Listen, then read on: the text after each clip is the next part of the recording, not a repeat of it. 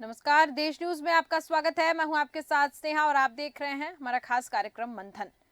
आज हम बिहार में हो रही सियासत के बारे में बात करने जा रहे हैं। बिहार में नीतीश लालू का गठबंधन टूट गया है। सूत्रों के मुताबिक नीतीश रविवार को यानी कि कल सुबह 10 बजे राज्यपाल को अपना इस्तीफा सौंपेंगे और इसके साथ ही वे नई सरकार बनाने का दावा भी पेश करेंगे।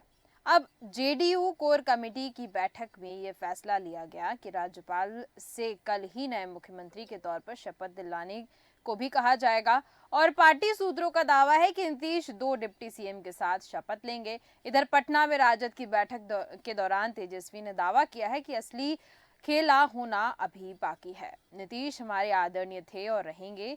जो काम 2 दशकों में नहीं हुआ वो हमने कम समय में कर दिखाया है। लालू ने अपने मंत्रियों से कहा है कि इस्तीफा नहीं दें। अब इंडिया गठबंधन की भी मुश्किलें बढ़ गई हैं। अब देखने वाली बात यह है कि क्या अब इंडिया गठबंधन नीतीश कुमार पर विश्वास करेगा, आगे क्या होगा, इसी पर आज हम चर्चा करेंगे। चर्चा में मेरे साथ मेहमान मौजूद हैं। हमारे साथ वेद प्रकाश शास्त्री जी जुड़ चुके हैं जो कि भारतीय जनता पार्टी के नेता हैं। आशीष सैनी जी हमारे साथ जुड़ चुके हैं जो कि कांग्रेस के प्रवक्ता हैं और हमारे साथ डॉक्टर आलोक सोती जी जुड़ चुके हैं जो कि समाज सेवी हैं। आप सभी का बहुत बहुत स्वागत है देश न्यूज पर। सबसे पहले मैं आऊंगी आशीष सैनी जी आपके पास। आपसे जानना चाहती हूँ, आज गठबंधन नीतीश कुमार लालू यादव का टूटता हुआ दिखा और अब कयास लगाए जा रहे हैं कि नीतीश कुमार भारतीय जनता पार्टी में शामिल होंगे। इंडिया गठबंधन की अगर हम बात करें तो क्या इंडिया गठबंधन वास्तव में अब नीतीश कुमार पर विश्वास करेगा, क्योंकि नीतीश कुमार एक अहम पद पर इंडिया गठबंधन की बात करें अगर तो एक सबसे कहते हैं कि आगे के लीडर्स में उनको काउंट किया जाता है। तो क्या अब इंडिया गठबंधन पूरा उनके ऊपर विश्वास करेगा? मैं आपकी बात से अपनी सहमति जताता हूँ। हम्म। और निश्चित रूप से इंडिया गठबंधन ही नहीं, जो गैर भाजपाई विचारधारा के और सेकुलर विचार के जो संगठन है, दल है, वह नीतीश कुमार पर अब विश्वास नहीं करेगा। हम्म। निश्चित रूप से इसलिए क्योंकि उन्होंने 4 बार लगातार दल बदलने का काम किया है। कभी वो बीजेपी के साथ सरकार बनाते हैं, फिर वो हम्म। अलग होकर वहां से जब उनका दम घुटने लगता है तब वो कांग्रेस कराते हैं। तो ये सब चीजें लगातार चल रही है। तो आज के समय में ये समाचार कि नीतीश कुमार जी आरजेडी और कांग्रेस का गठबंधन तोड़कर बीजेपी में जा रहे हैं, अब लोगों को इसकी कोई खास प्रतिक्रिया नहीं है। हम्म। उन्हें लगता है कि दल बदल करने वाले लोग हैं, बार बार बदलते हैं। हम्म। और समाजवादी विचारधारा के लोगों का तो हमेशा ही ये कल्चर रहा है हम्म। कि वो 2 साल से अधिक एक साथ भी रहते और 2 साल से अधिक अलग भी नहीं रहते। हम्म। तो और वास्तव में जो कांग्रेस की जो सोच है हम्म। कि देश में यदि बीजेपी सरकार का मुकाबला करना है तो वो केवल कांग्रेस कर सकती है, हम्म। ये सच्चाई साबित होती जा रही है। हम्म। आज भी हमारा ये कहना है कि किसी को जाना हो तो 10 बार चला जाए, कोई दिक्कत नहीं है। हम्म। लेकिन हम अपनी विचारधारा पर और सोच पर एक उतरेंगे। लेकिन अब सवाल बीजेपी की तरफ है कि हम्म। जिसको वो कसम खाकर उनके नेता मंच से बोलते थे कि किसी भी कीमत पर वापस नहीं लेंगे, अब वो अपनी कसम तोड़कर क्यों इनको वापस ले रहे हैं? ऐसी क्या मजबूरी? पूर्ण बहुमत की सरकार जो केंद्र में चल रही है हम्म। और ये जो राम लहर पर सवार होने के बावजूद भी आज इन्हें नीतीश कुमार जैसी बार बार रंग बदलने वाली बैसाखी का सहारा लेना पड़ रहा है। तो हम्म। ऐसी क्या आंतरिक कमजोरी इनके सामने आ गई है? हम्म।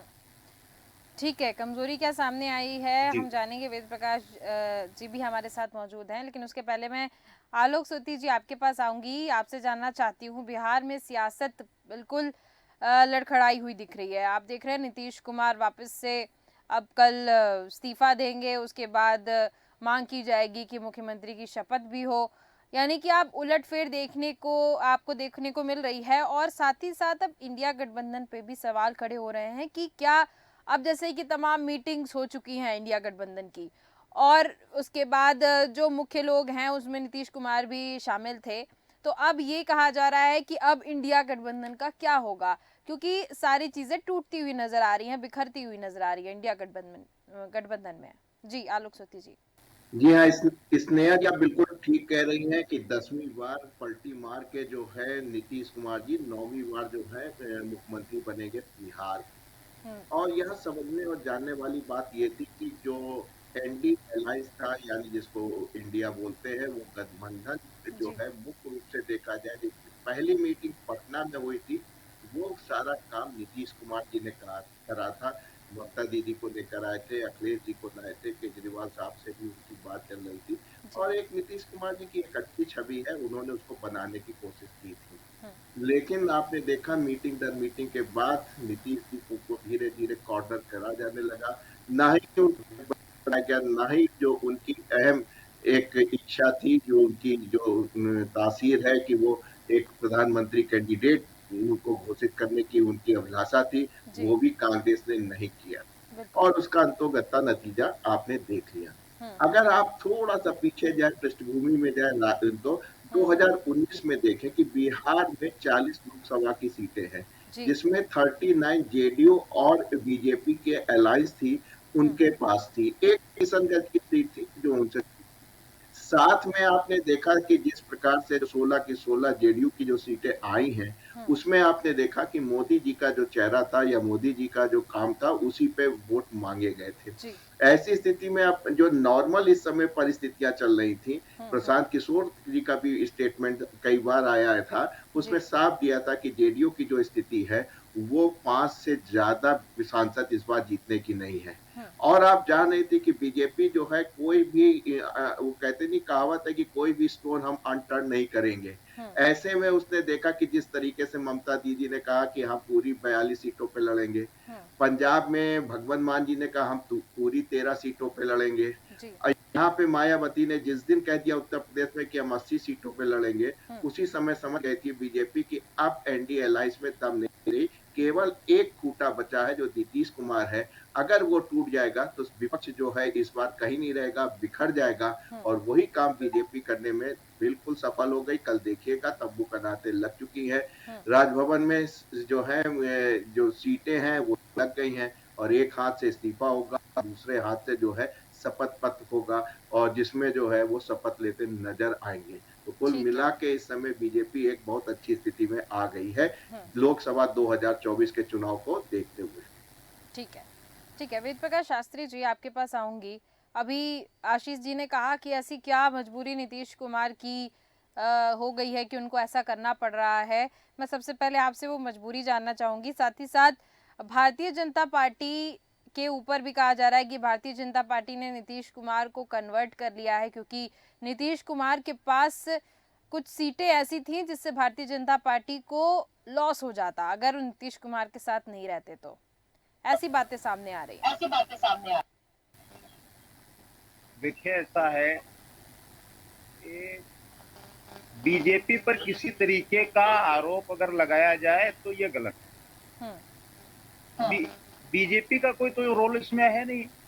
आरजेडी और जेडीयू के बीच में जो कंट्रोवर्सी पैदा हुई, उसका ये दुष्परिणाम है। अब रही बात जो बात कह रहे हैं कि नीतीश जी अगर हमारे बीजेपी के साथ नहीं आते तो बीजेपी को वहां भारी नुकसान होता।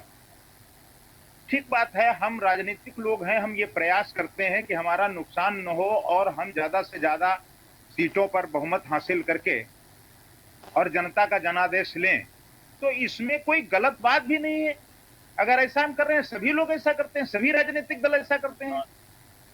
तो अगर भारतीय जनता पार्टी इस तरीके से कोई काम करने का प्रयास कर रही है, हम किसी को तोड़ने तो गए नहीं, ना हम किसी के यहाँ गए कि भाई साहब आप हमारे साथ आ जाए। अगर वो हमारे यहाँ आ रहे हैं और हमारे साथ वो जुड़ना चाहते हैं तो हम स्वागत करेंगे कि ठीक है, आइए आप हमारे साथ मिलकर के देश सेवा में सहभागिता अपनी दीजिए। ये तो प्रभु की कृपा है, राम जी की। जी बिल्कुल। मजबूरी भी एक मजबूरी, जैसे कि उन्होंने कहा आशीष सैनी जी, उनको नहीं समझ में आया कि नीतीश कुमार की क्या मजबूरी है कि वो गठबंधन तोड़ के और फिर भारतीय जनता पार्टी में आने के उनके कयास लगाए जा रहे हैं। वो भी मैं आपसे जानना चाहूंगी। देखिए, ऐसा है कि इसके बारे में तो बेहतर तरीके से जनता दल यू के प्रवक्ता बता सकते हैं कि ये उनका इंटरनल मामला है। जो जानकारी आप लोगों के पास आ रही, वही जानकारी, वो कोई जानकारी हमसे साझा तो कर नहीं रहे हैं कि हमारे यहाँ ये कंट्रोवर्सी हो गई है, इस वजह से हम आपके यहाँ आ रहे हैं या आपका साथ लेना चाहते हैं। अभी ये भी स्पष्ट नहीं कि वो हमारे साथ आ रहे हैं कि नहीं आ रहे हैं। बिल्कुल, अभी हम उनके साथ जा रहे हैं कि नहीं जा रहे हैं। सारी चीज सूत्रों के आधार पर चल रही है। कोई उनका ऐसा बयान नहीं आया और ना हमारे नेतृत्व के से कोई इस तरीके का बयान अभी तक जारी हुआ है। ठीक है, तो ये कहना तो अभी जल्दबाजी होगी कि हम उनके साथ जा रहे हैं या वो हमारे साथ आ रहे हैं। ठीक है। बिहार में प्रकाश जो जी, मैं इंडिया राजनीतिक गठबंधन की उठापटक अगर चल रही बात है, करूं, इंडिया गठबंधन की अगर बात करूं तो इंडिया गठबंधन बहुत अच्छे तरीके से कुछ मीटिंग्स चल रही थी और सारे लोग एकजुट थे। कुछ देर पहले बयान भी आया कि नहीं हम एक साथ रहेंगे और अब ये टूटता बिखरता हुआ नजर आ रहा है। तो आप इस पे क्या कहेंगे? कि इंडिया गठबंधन की जो बैठकें हुई 3, हम्म, वो उनकी मजबूरी की बैठक थी। कभी भी इंडिया गठबंधन में ऐसा नहीं लगा कि ये जो राजनीतिक दल विभिन्न विचारधारा के एक मंच पर आ रहे हैं ये एक साथ हैं, चाहे वो केजरीवाल जी हों, चाहे वो अखिलेश जी हों, चाहे वो आरएलडी के लोग हों या कांग्रेस या जनता दल या आरजेडी के लोग हों, सारे लोग या ममता जी हों, ये सब लोग अपनी अपनी तरफ इसको खींचते रहे। कभी भी इन्होंने देश के हित में एक साथ गठबंधन बना करके कोई ऐसा संदेश नहीं दिया जिससे ये लगे कि ये इनका गठबंधन मजबूत था, टूट गया। गठबंधन इनका था ही नहीं जो टूट गया। ये तो बिखरा हुआ विपक्ष पहले से ही था, अब थोड़ा सा और बिखर गया। ठीक है, विपक्ष पहले से बिखरा हुआ था और विपक्ष बिखर गया। आशीष सैनी जी, आपके पास आऊंगी। इंडिया गठबंधन को लेकर शुरू से आपने देखा होगा कि तमाम सवाल खड़े होते दिख रहे थे और अब देखिए ममता बनर्जी भी अपना उन्होंने स्टेट चुन लिया कि मैं यहाँ से अकेले चुनाव लड़ूंगी। अब पंजाब में आम आदमी पार्टी ने, अब नीतीश कुमार का भी रवैया कुछ अच्छा नहीं दिख रहा है। कहीं ना कहीं इंडिया गठबंधन में क्या लगता है आपको कि चुनौती देखने को मिल सकती है, क्योंकि भारतीय जनता पार्टी अच्छा प्रदर्शन कर रही है। इंडिया गठबंधन अब आगे क्या स्टेप ले सकती है? इंडिया गठबंधन 26 पॉलिटिकल पार्टी का गठबंधन है और जो हमारे सामने है वो 38 दलों का भारतीय जनता पार्टी के नेतृत्व का गठबंधन एनडीए है। इंडिया गठबंधन में हमने स्पष्ट रूप से रखा कि यदि देश की सरकार पूर्ण बहुमत होने के बावजूद देश की अर्थव्यवस्था को चौपट कर रही है और देश के लिए एक नुकसानदेह साबित हो रही है, तो हम सब लोग मिलकर इनके सामने लड़े। अनेक अनेक नेताओं ने एक राय दी कि यदि एक कैंडिडेट के सामने एक कैंडिडेट लड़ेगा तो निश्चित रूप से बीजेपी का एक भी कैंडिडेट जीतकर नहीं आ सकता। इस मामले में हम लोगों ने आगे कदम बढ़ाकर, कांग्रेस पार्टी ने बड़ा दिल दिखाकर इंडिया गठबंधन को बनाने का काम किया और उनको सबको दिल खोलकर सबका स्वागत किया। यदि कोई राजनीतिक दल, मैं बिल्कुल जिम्मेदारी से कह रहा हूँ, यदि कोई राजनीतिक दल सीबीआई ईडी के दबाव में या किसी अन्य लालच अथवा डर के कारण से इंडिया गठबंधन से अलग भागता है तो उसमें हमारे जो उत्साह में और हमारे गठबंधन की जो हमारी मनोदशा है और जो हमारी अपील है उसमें कोई अंतर नहीं आ रहा है। हम लोग स्पष्ट है कि कांग्रेस पार्टी इस देश में भारतीय जनता पार्टी की गलत नीतियों के खिलाफ खड़ी है। जो हमारे साथ खड़ा होगा हम उसके साथ खड़े होंगे, बड़े दिल के साथ खड़े होंगे। लेकिन मैंने जो मेरा सवाल था वो ये था कि भारतीय जनता पार्टी जो पूर्ण बहुमत की सरकार है और जो बहुत मजबूत पार्टी जो देश में है, पावर में है, उनके सामने क्या मजबूरी है कि ऐसे दल बदलुओं को जो मौसम के साथ बदल जाते हैं ऐसे लोगों को लेने के लिए पलक पावड़े बिछाकर बैठे हुए हैं। ऐसी क्या मजबूरी है इन लोगों की? ये लोग ऐसे तो कांग्रेस पार्टी पे भी सवाल खड़े हो सकते हैं ना। कांग्रेस तो विपक्ष, देखिए मैं आपको बता दूं, देश में मीडिया की जिम्मेदारी सरकार से सवाल पूछने की है, ना कि विपक्ष से सवाल पूछने। नहीं, आप जो क्वेश्चन पूछ रहे हैं, आप मीडिया की जिम्मेदारी वो हमको अच्छे से पता है, आपसे ज्यादा हमको पता होगा। लेकिन मैं ये कह रही हूँ अजय सैनी जी, सॉरी आशीष सैनी जी, मैं आपसे ये कह रही हूँ कि जैसे आप कह रहे हैं नीतीश कुमार जी को कि बीजेपी को कि उनको अपनी पार्टी में शामिल, तो ये आपके पास क्या तथ्य एकदम साफ है कि क्या नीतीश कुमार भारतीय जनता पार्टी के साथ ही आ जाएंगे? और अगर आ भी जाएंगे तो नीतीश कुमार ने पहले भी चेंज किया है बहुत कुछ, ये पहली बार वो नहीं कर रहे हैं, तो फिर उनको इंडिया गठबंधन में भी नहीं रखना था ना। ये भी बात तो हो सकती है। नहीं, आप तो सवाल मेरा आपसे नहीं है, सवाल ये है कि लॉजिकल होना चाहिए कि अगर हम एक पार्टी के ऊपर निशाना साध रहे हैं तो बिल्कुल हम उनसे जवाब ले लेते हैं। आपने कहा कि भारतीय जनता पार्टी की क्या मजबूरी है कि ऐसे नेता को अपने साथ शामिल करने की, तो बिल्कुल हम जवाब ले लेते हैं, कोई दिक्कत नहीं है। वेद प्रकाश जी, ऐसा है कि जो हमारे प्रवक्ता साथी कांग्रेस के कह रहे हैं कि उनको भारतीय जनता पार्टी में शामिल कर लिया गया है, ऐसे अभी तथ्य ये भी कयास लगा रहे हैं। हम्म, अभी देश में न तो मीडिया के पास न किसी राजनीतिक दल के पास ऐसे कोई तथ्य नहीं है कि देश उनको के सभी भारतीय मीडिया जनता चैनलों पार्टी पर के ये साथ बात चल रही शामिल है कर लिया गया है। और उन्होंने एक बार दूसरी भी चीज खंडन ये नहीं किया। नहीं, एक बात फिर मेरी बात पूरी हो जाए फिर मैं आपकी बात सुनूंगा। मैं दूसरी बात ये कह रहा हूं कि अगर आपको ऐसा लगता है कि आदरणीय नीतीश जी के ऊपर विश्वास करना उचित नहीं है, भारतीय जनता पार्टी विश्वास कर रही है तो ये गलत कर रही है। तो जब आप उनको अपने इंडिया अलायंस का संयोजक बनाने का प्रयास कर रहे थे और उनके नेतृत्व में आप 3 मीटिंगें कर चुके हैं, तो क्या ये चेतना आप में नहीं थी कि ये विश्वास करने की स्थिति में नहीं है, इनको हम अपने गठबंधन का नेता न बनाएं? ये तो आपको भी सोचना चाहिए था। और अगर इसी तरीके से आप अनजान रहे तो आपका जितना भी गठबंधन है ये सब बिखर जाएगा, आपके पास कुछ नहीं बचेगा। आप 44 हैं, 4 रह जाएंगे 24 में, ये बिल्कुल निश्चित है। ठीक है आशीष सैनी जी। वेद पत्रिक जी ने जो मेरा प्रश्न है उसमें उत्तर नहीं दिया। दूसरी बात यह है, अब विपक्ष के दलों का एकजुट सरकार खिलाफ एक अलग विषय है, लेकिन सरकार का अपने आप को बचाए रखने के लिए 38 दलों को गठबंधन बनाना उनकी कमजोरी का प्रतीक है। नंबर एक बात। दूसरा विषय यह है कि नीतीश कुमार जी ने 3 बार पलटी मार दी है, कभी वो आरजेडी के साथ जाते हैं, कभी उसके साथ जाते हैं। तो नीतीश कुमार जी ऐसे पॉलिटिशियन है जो बार बार बदल रहे हैं। ऐसे ही जो उत्तर प्रदेश में रामाचल राजभर है, बहुत सारे राजभर पलटी मारते हैं। तो इसी कारण से, इसी आशंका से गठबंधन का उनको संयोजक नहीं बनाया गया था। इतनी राजनीतिक समझ तो हम लोगों में है कि कौन व्यक्ति विश्वास के योग्य, कौन दल बदल रहा है। इस समय नीतीश कुमार आऊंगी की वेद पार्टी प्रकाश जी में आपके पास। राष्ट्रीय अध्यक्ष को हटाकर दूसरे अध्यक्ष को बनाया गया। उस समय हमें आशंका हो गई थी कि कुछ गड़बड़ होने वाली है, कुछ आंतरिक चीजें ऐसी है। जैसे आपने कहा कि मनमुटाव हुआ, आरजेडी और जेडीयू के अंदर कोई मनमुटाव नहीं हुआ। केवल सीबीआई और ईडी का डर दिखाकर या फिर लालच दिखाकर Bharatiya Janata party operation lotus चला रही है, जो भारत के लोकतंत्र पे एक कलंक के समान है। ठीक है, निर्णय को मजबूत करने का ठीक है, काम बिल्कुल। हो रहा है। और कह रहे हैं कि अभी ऐसा कुछ नहीं हुआ है। देश के तमाम मीडिया चैनल में ये बात चल रही है। अगर ऐसा ना होता तो नीतीश कुमार जी हम प्रकाशित कर सकते थे, ठीक है, लेकिन नहीं किया है। इसका आशीष मतलब वो सैनी जा रहे हैं। बिल्कुल हम जवाब लेते हैं, लेकिन उसके पहले हमारे साथ गणेश साकल्ले जी जुड़ चुके हैं, जो कि राजनीतिक विश्लेषक है। बहुत बहुत स्वागत है गणेश जी आपका। मैं आपसे जानना चाह रही हूँ, जो बिहार में सियासी उलटफेर देखने को मिल रहा है, गठबंधन नीतीश कुमार का लालू यादव से टूट चुका है और अब कयास लगाए जा रहे हैं कि भारतीय जनता पार्टी में नीतीश कुमार अब शामिल हो जाएंगे, उस पर आप क्या कहेंगे? आपको मेरी आवाज मिल रही? जी बिल्कुल, बोलिए। आपको आवाज मिल रही? जी जी।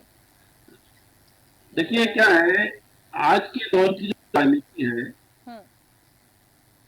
आज के दौर की जो राजनीति है, इसमें कोई विचारधारा नहीं है, कोई किसी का मतलब ना विचारधारा है, न कोई किसी का नीति है, न कोई सिद्धांत है। सबका एक ही मुद्दा है, एक ही लक्ष्य है कि इन केंद्र सरकार सत्ता में बने रहना या सत्ता प्राप्त करना।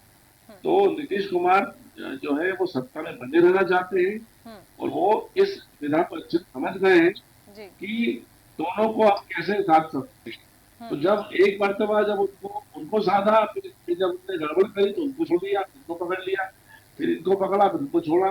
तो ये सिलसिला वहां बिहार में लंबे समय से चल रहा है और ये दल बदल का जो मामला खेल चल रहा है वहां पे, इसमें कहीं ना कहीं ये मानते चलिए कि बहुत लंबा सौदेबाजी है ये, क्योंकि आगे तक की सौदेबाजी है। इसमें लोकसभा चुनाव का भी इसमें नजरिया देखना पड़ेगा, क्योंकि सबको जरूरत है लोकसभा चुनाव में अपने अपने सीट की। सीटों के मामले में इनका जो मतभेद होगा निश्चित रूप से लालू प्रसाद में, इसीलिए उन्होंने वापस बीजेपी के साथ गठबंधन किया है जी।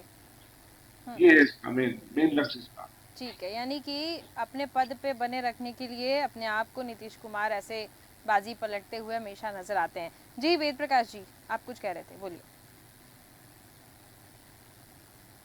जी वेद प्रकाश जी कह रहे थे कि वो जो कह रहे थे कि 38 पार्टियों का एनडीए गठबंधन है, बात है।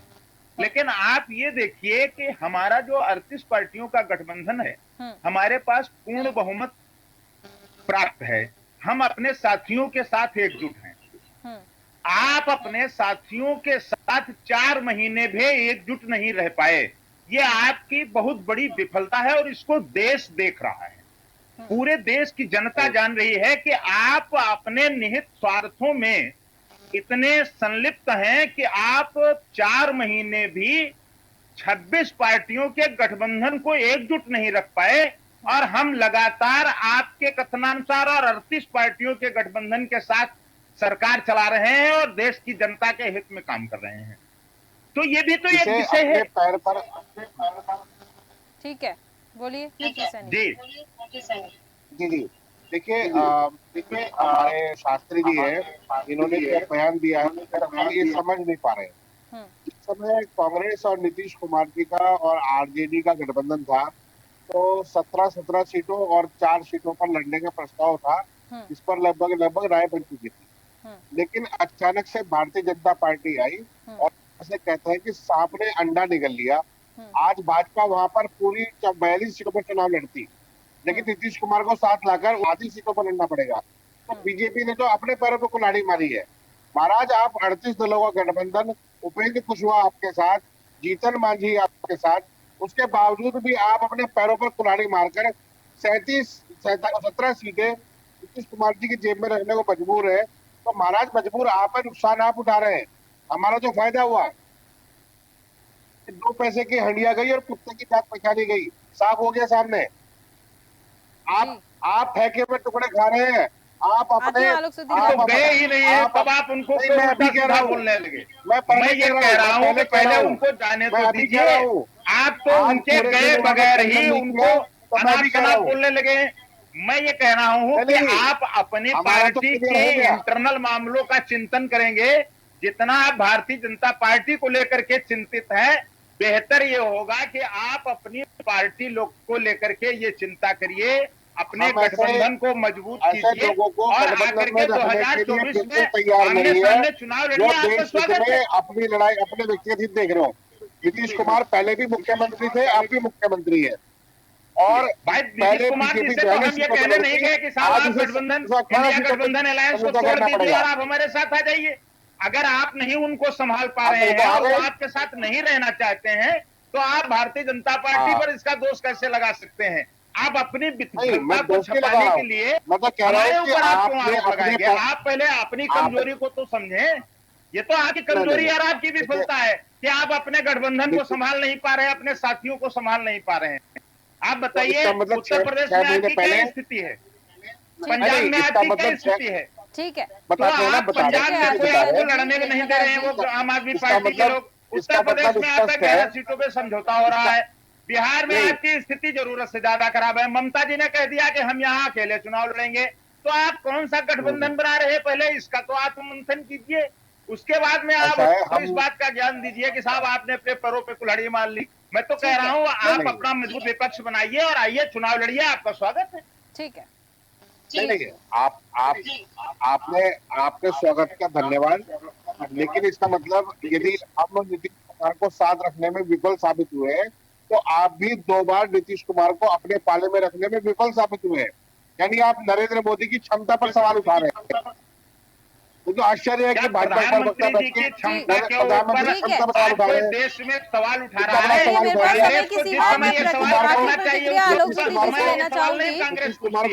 आशीष सैनी जी और वेद प्रकाश जी, मेरे पास समय समाप्त हो चुका है। मैं आखिरी प्रतिक्रिया जी आलोक सती जी बोलिए। जो राहुल गांधी जी यात्रा, देश जोड़ो यात्रा, न्याय यात्रा निकाल रहे हैं, उसमें 355 संसदीय सीट आती हैं। कांग्रेस के पास मात्र 14 सीटें हैं, 1 and 4 14। नंबर 2, नीतीश कुमार जी के पास कभी भी सीबीआई का एक भी सम्मान, एक भी नोटिस नहीं किया, इनकम टैक्स का एक भी नहीं किया, ईडी का एक भी नोटिस नहीं किया। 2010 से जो है निष्पक्ष रूप से जो है वो वहां के मुख्यमंत्री है, उनपे एक भी भ्रष्टाचार, एक भी परिवारवाद, एक भी चीज का उनपे आरोप नहीं लगा हुआ है। वो आज भी उनकी ऐसी स्थिति है कि सरकार चाहे वो जिसके साथ करे रहेंगे मुख्यमंत्री। इस बात को आप देख लीजिए, नीतीश कुमार जी की पर्सनालिटी को आप कम ना आंकिए। ना वो लगातार नीतीश कुमार पर आरोप लगाते हैं। एक व्रत के लेकिन मोदी केंद्र को है, समझाइए उन्हीं जरा के जाकर। क्रॉस जो है राजनीति घूमती है। तो ऐसे सूरत हाल में बीजेपी ने बहुत नहीं, खूबसूरती के ये बात तरीके से सुशील मोदी को बताइए एक ना। बहुत नहीं, सुशील बहुत मोदी अच्छा बड़े रोल कागज करा। भर थे, और आज बड़ी एनडीए मोटी मोटी गठबंधन फाइलें जो है, लेकर आरोप लगा रहे थे। एनडीए सृजन घोटाला गठबंधन का ने आरोप उनका लगाया, बिल्कुल कई जो सारे है आरोप लगे। इंडिया कहाँ है वो अलायंस सब का लोग जो आरोप? ए था उसको बिल्कुल खत्म कर दिया। नीतीश ठीक कुमार है। जी एकमात्र ऐसे थे जो एनडीए गठबंधन को बनाए रखते थे। ठीक है। महाराष्ट्र में आप देखिए शरद पवार की भी पार्टी टूट गई, नहीं, शिवसेना आप भी स्टेट टूट पर गई, बदलिए ना, आगे आप भी जो गोल पोस्ट टूटना पर था। बदलिए। चलिए ठीक तो है, बिहार में नीतीश क्योंकि मेरे कुमार पास अगर समय बदलेंगे तो समाप्त नीतीश हो कुमार चुका को है। हटा दीजिए। बिल्कुल बिल्कुल समय समाप्त हो चुका है और मैं चर्चा को यहीं पे विराम देना चाहूंगी। अब आगे देखना होगा कि आगे कल क्या होता है, नीतीश कुमार कहाँ जाते हैं, ये देखने वाली बात होगी। आप सभी मेहमानों का बहुत बहुत धन्यवाद मेरे साथ जुड़ने के लिए और चर्चा करने के लिए। तो हम बिहार की राजनीति की बात कर रहे थे और बिहार में नीतीश लालू का गठबंधन टूट गया है और अब नीतीश कुमार के कयास लगाए जा रहे हैं कि भारतीय जनता पार्टी में नीतीश कुमार शामिल होंगे। कहीं ना कहीं बहुत बड़ा ये उलटफेर साबित होगा इंडिया गठबंधन के लिए। और इंडिया गठबंधन अब आगे क्या करता है, कैसे लोकसभा चुनाव की तैयारी करता है, लोकसभा चुनाव के मैदान में उतरता है, ये देखने वाली बात होगी। तो फिलहाल के हमारे इस खास कार्यक्रम में सिर्फ इतना ही। देखते रहिए देश न्यूज। नमस्कार।